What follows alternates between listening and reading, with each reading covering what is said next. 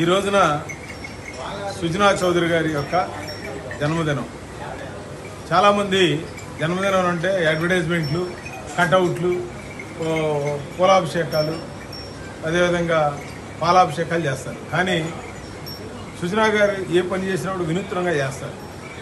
అన్నింటిలో కంటే పొద్దున ఉదయం నుంచి కూడా వెస్ట్ కాన్స్టిట్యున్సీ విజయవాడలో పేదవాళ్ళకి చీరలు, ఆడవాళ్ళకి, వృద్ధులకి దుప్పట్లు, పళ్ళు, పూలు.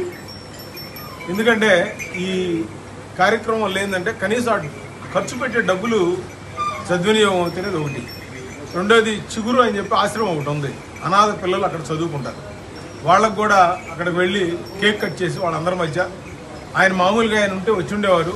ఆయనకి చెయ్యికి ఫ్రాక్చర్ అవడం వల్ల ఆయన తరఫున మేమందరం కూడా ఆయన ఆయురారోగ్యాలు ఉండాలని కోరుకుంటూ ఈ రోజున పెద్దవడ్లపూడిలో ఉన్నటువంటి సాయిబాబా, షిరిడి సాయిబాబా వారి మందిరంలో అన్నదానం చేయటం